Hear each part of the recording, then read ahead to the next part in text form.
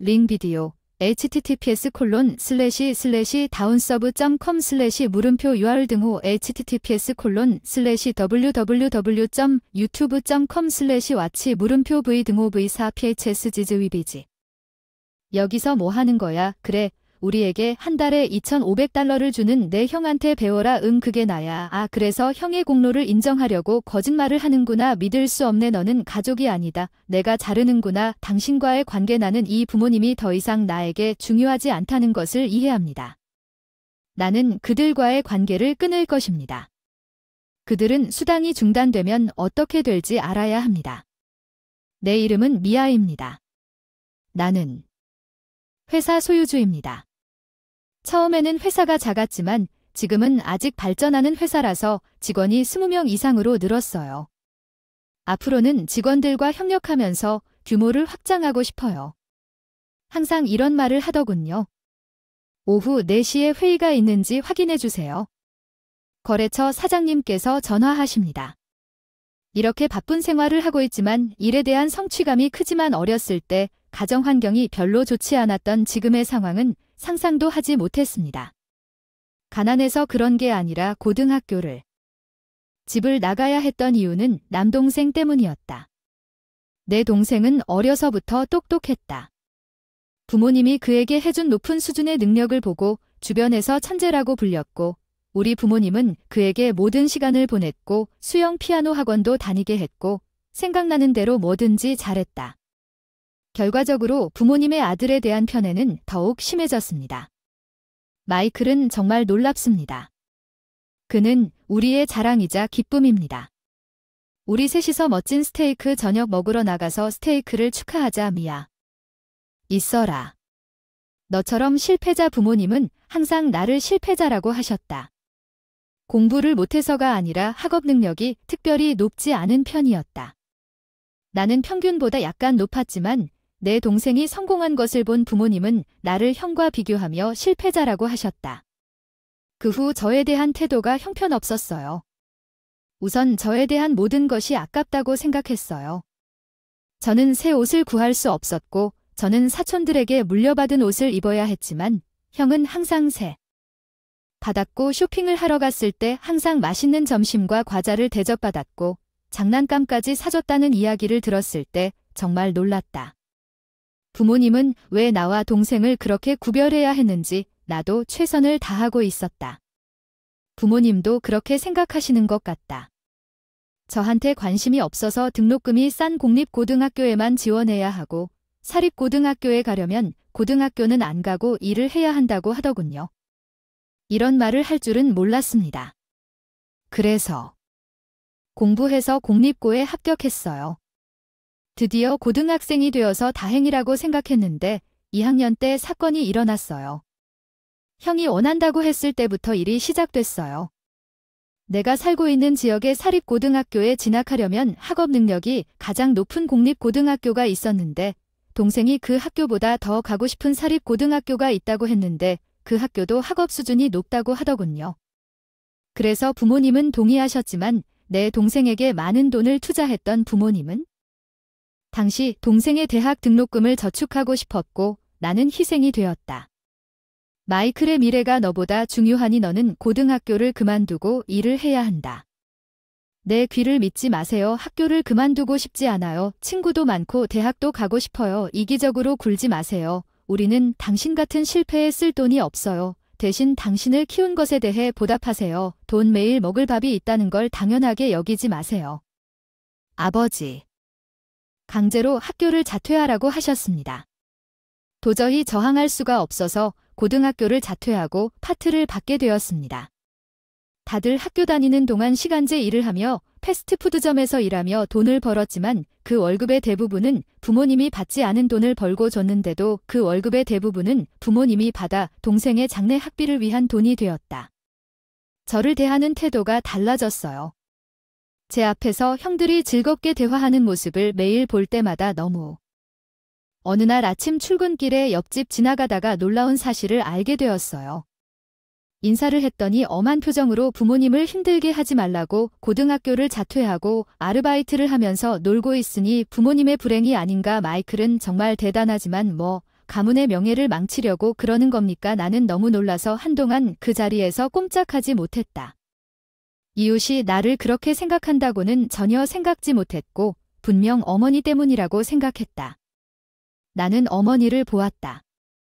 이웃들에게 동생 자랑을 하다가 그렇게 설명했을 텐데 그 당시에는 부모님이 나를 어떻게 대해야 할지 걱정하셨다고 이웃 사람들의 편의를 위해 학교를 자퇴하게 했는데도 내 문제를 자기 문제로 삼았나 보다. 저를 귀찮게 대했는데 그땐 어떻게 대처해야 할지 몰랐어요. 더 이상 집에 있고 싶지 않았어요. 이 집을 나간다는 게 무슨 소리야? 혼자 산다는 걸 인정할 수 없어요. 우리는 그런 돈이 없어네. 혼자 살 거야. 마이클이 대학에 갈 때까지 매달 월급에서 냈던 $350를 이체할 테니 이 집에 머물고 싶지 않아. 부모님이 마침내 내가 떠나는 것을 허락하셨다고 말했을 때 하하 우리도 당신 얼굴을 별로 보고 싶지 않습니다. 그렇죠. 마이클이 여기 있는 한 문제 없습니다. 배은망덕하고 쓸모없는 딸은 필요하지 않습니다. 부모님이 계속 말씀하셨어요. 끝까지 끔찍한 일이 있었지만 허락을 받았으니 잘하겠습니다. 바로 방을 빌리고 갔습니다. 돈이 하나도 없어서 아르바이트를 해서 생계를 꾸려 어른이 되었어요. 돈을 더 벌기 위해 주말에 호스티스 바에서 일을 시작했고 그때부터 제대로 화장을 하기 시작했다. 그때까지는 화장품 살 돈도 없었는데 여기서는 예쁘게 보이려면 화장을 제대로 해야 했고 다른 출연자들에게 물어봤다.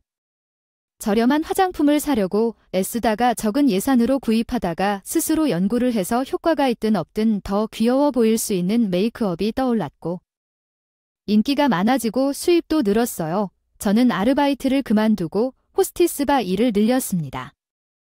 예전에는 고객 서비스 업무를 했기 때문에 경칭에 문제가 없었기 때문에 일을 오래 할수록 수입도 늘어나고 돈도 절약할 수 있었습니다. 그때는 고등학생 때 대학에 가고 싶다는 마음이 있었어요. 등록금을 혼자서 벌 수는 없었는데 이제 직장인이 되고 수입도 늘어나니까 그때부터 대학에 갈 수 있을 거라 생각했어요. 틈만 나면 입시. 시작했고 1년 뒤 대학 입시에 합격했습니다. 약학대학이 있는 대학에 입학했습니다. 그 대학을 선택한 이유는 장래에 화장품을 개발하고 싶어서였기 때문입니다. 저는 호스테스바에서 일할 때 메이크업에 대한 연구를 많이 해서 화장품에 관심을 갖게 되었어요. 대학 졸업 후 생활비를 충당하기 위해 호스테스바에서 일하면서 4년 동안 대학에 다니게 되었어요. 화장품 회사에 취업할 수 있게 되었어요. 꿈에 한 걸음씩 다가가고 있다는 느낌을 받았고 일을 이후로 매우 알찬 시간을 보낼 수 있었습니다. 제가 관심 있는 일이라 매일 열심히 일했습니다. 매일매일 새로운 지식을 얻을 수 있고 정말 즐거웠어요. 점점 화장품의 세계에 빠져들고 일에서도 성과를 거두면서 나도 화장품을 직접 만들어서 팔고 싶다는 생각을 하게 됐어요. 창업을 위해 자금을 모으기 시작했습니다. 꿈을 원동력으로 매일 열심히 일했어요. 식비를 줄이고 녹두만 먹어야겠다고 생각하던 시절이 있었는데 몇 년 전에 회사를 처음 사업을 해서 어떻게 될지 너무 두려웠지만 그때부터 호기심이 사라졌습니다. 판매를 하면서 화장품을 개발했고 꾸준한 노력이 결실을 맺어 점점 더 많은 계약을 맺을 수 있었던 것 같아요. 눈앞에 놓인 일 하나하나를 꼼꼼히 완수해 신뢰를 쌓아온 회사 설립 당시에는 거의 수익이 나지 않았지만 지금은 매출이 상당히 늘었고 2년 차인 나 자신에게도 꽤 놀라운 수익을 올릴 수 있다는 사실에 놀랐다. 이렇게 계속 열심히 하려고 생각 중이었는데 혹시 모르는 번호로 전화가 왔네요. 기분이 나빴지만 새로운 거래처였을지도 모르겠네요. 거래처라면 문제가 될 것 같아서 전화 받았어요. 안녕 오랜만이에요. 미아 잠깐만요. 마이클 알았어요. 무슨 일이에요? 갑자기 형이랑 마지막으로 통화했을 때 집에서 나갔을 때 형이 전화해서 깜짝 놀랐어요. 그로부터 10년이 넘었어요. 왜 지금 전화했는지 궁금해 비즈니스 잡지에서 봤어요. 무심코 읽다가 낯익은 얼굴을 보고 놀랐어요. 잡지 인터뷰 제의를 받았는데 부모님은 그렇지 않으실 거라 생각했어요. 어차피 안 읽어봐서 면접을 받아도 괜찮을 줄 알았는데 그때 동생이 기사를 읽고 내가 회사를 운영하고 있다는 걸 알았는데 왜 나 봤다고 신고하려고 전화한 건 아니지?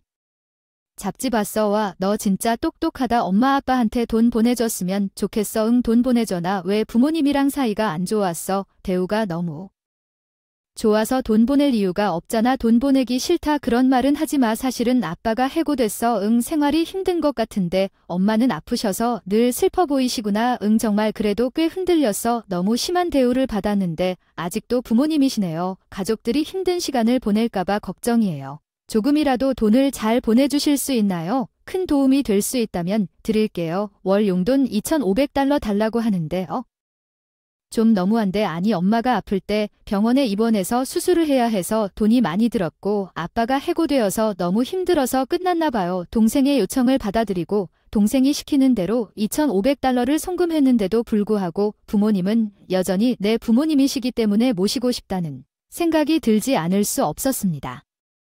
할 수만 있다면 도와주고 싶었습니다. 지금 어려운 상황을 개선해서 부모님께 돈을 보냈습니다.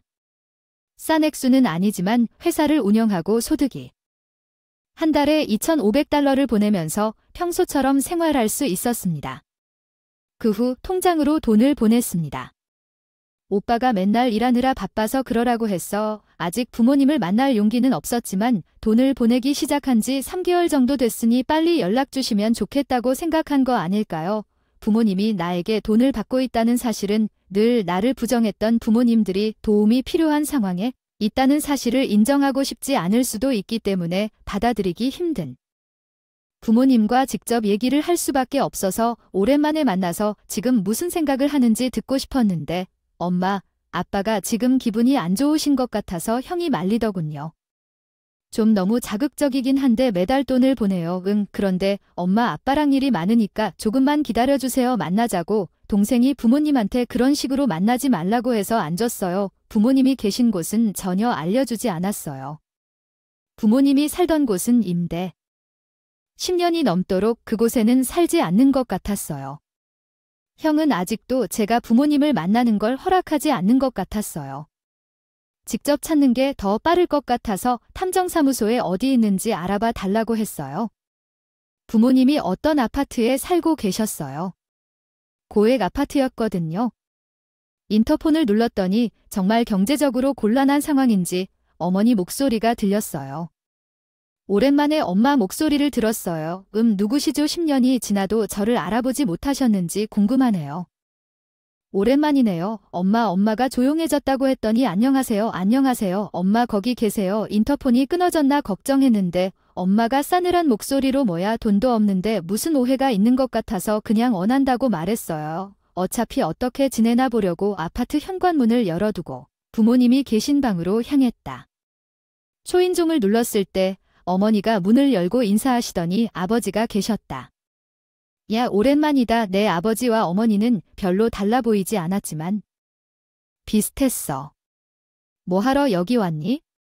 부모님이 팔짱을 끼고 나를 노려봤어. 야야, 너무 조심하지 마. 마이클이 너희들이 힘든 상황에 있다고 말했어. 마이클은 너 해고됐고 엄마가 수술했다고. 아, 힘들었는데 마이클이 구해줬어. 넌 아무 짓도 안 했는데 왜 갑자기 여기 왔어? 난 아무 짓도 안 했어. 맞는데 뭐 하는 거야? 여기서 한 달에 2,500달러를 보내는 내 형에게서 배워야 한다. 이해가 안. 응, 그게 나야. 내 형이 거짓말을 해서 성취한 공로를 인정하기 위해 2,500달러를 보낸 사람이 바로 나란 뜻이야. 너는 그렇지 않다는 게 믿기지 않아. 가족, 나 너랑 인연 끊을 거야. 우리 부모님은 내 말을 하나도 안 믿으셨는데 내가 형 계좌로 돈을 이체하고 형이 직접 줬으니까 아마 내가 보낸 거라고는 믿지 않았을 거야. 잔인했어. 그 사람들이 나를 그렇게 모욕. 나와 관계를 끊겠다고 말했어요. 나는 그들을 돕기 위해 지난 몇 달 동안 그들에게 돈을 보냈어요. 당신의 존재는 처음부터 귀찮은 일이었죠. 그래, 우리는 마이클만 필요했어요. 알았어. 그렇지 않아요. 더 이상 신경 쓰지 마세요. 이 부모님과의 관계를 직접 끊겠습니다. 돈이 중단되면 무슨 일이 일어날지 알아야 합니다. 저는 즉시 집에 가서 다음 날 더 이상 돈을 보내지 않기로 결정했습니다. 형이 저에게 무시했습니다. 아마도 모욕만 했을 것입니다. 나도 이제 돈 안 보낼 거야 할 얘기도 없고 오빠 전화도 차단하고 일상으로 돌아왔어. 일이 너무 바빠서 할 일이 많은데 벌써 다음 달이 되어서야 알았어. 모르는 번호로 전화가 왔어요. 장난 전화인 줄 알고 계속 전화해서 겁먹은 채 대답했어요. 응 엄마 응 오랜만이야. 왜 그래 엄마가 전화하는 거야? 그런 식으로 말하지 마. 우리는 부모와 자식입니다. 않습니까? 원래는 인연을 끊기로 되어 있지 않았나요? 저는 그러고 싶지 않아요. 그거는 농담이었습니다. 제가 그들에게 돈 보내기를 중단했고 그들이 내 형제를 재촉했기 때문에 그들이 생계를 꾸릴 수 없다는 것을 압니다. 아마 네가 돈을 보낸다면 내가 돈을 보낸다고 처음부터 말했어야지. 내가 그렇게 설명하긴 했지만 넌 내 말을 믿지 않았는데 그때 마이클이 마이클 말고도 돈을 보낸다고 했어. 우리랑 같이. 그 방 월세 일부를 내고 있었어. 너도 같이 살고 있었구나. 내 남동생도 내 돈으로 이득을 본 것 같아. 내 아버지야. 미아가 회사를 운영하고 있다니 믿을 수가 없어. 너는 내 자랑스러운 딸이야. 내 아버지는 나에게 아부하셨는데 이건 완전히 반전됐어. 지난달에 너는 마이클만 필요하다고 했어. 난 더 이상 내게 조종당하고 싶지 않으니 분명히 말할게. 난 더 이상 너와 관계도 없을 거야. 내가 다시 내 앞에 나타나면 너와 마이클과의 관계를 끊을 거야. 메르시 없이 경찰에 신고할게. 다시는 나에게 얼굴을 보여주지 마. 잠깐만요. 그렇죠. 우리는 당신 돈 없이는 살 수 없어요. 6개월 정도 돈을 보내니까 저축도 좀 해야지. 아니 새 집으로 이사하면서 비싼 가구나 가전제품을 사서 매달 돈이 다 빠져나가는 걸 보니 가구를 팔고 어차피 집세를 낼. 이제 너랑은 아무 관계 없잖아. 안녕아. 잠깐만. 그렇게 말하고 전화를 끊고 바로 통화를 차단했다고. 친척들한테 들은 얘기에 부모님이랑 형이 친척들한테 돈 구걸한다고 갑자기 생각나서 내 동생이 잘하는 건가? 공부할 때 직장에서 성과가 나오지 않아서 친척에게 물어보니 동생이 좋은 직장에 취직하지 못하는 것 같았고 자랑스러운 동생은 상사의 말을 듣지 않고 직장에서 실패하고 견디기 힘들어 회사를 그만뒀다. 주위의 냉랭한 시선. 그는 아르바이트를 하며 한 달에 $700 정도 벌었다. 자존심 때문에 부모님께는 말씀드리지도 못하고 내가 준 돈을 마치 자기 집인 양 부모님 집에 넣어두었다. 스스로 잘 벌었다고 해도 결국 드러나고 다 자기 잘못이다. 부모님과 동생은 잊어버리고 열심히 살아갈 생각이다. 지금의 가족은 회사에 다니는 직원들이다. 오늘도 그들의 생명을 지키기 위해 열심히 노력하겠습니다. 끝까지 시청해주셔서 감사합니다. 좋아요, 구독, 동영상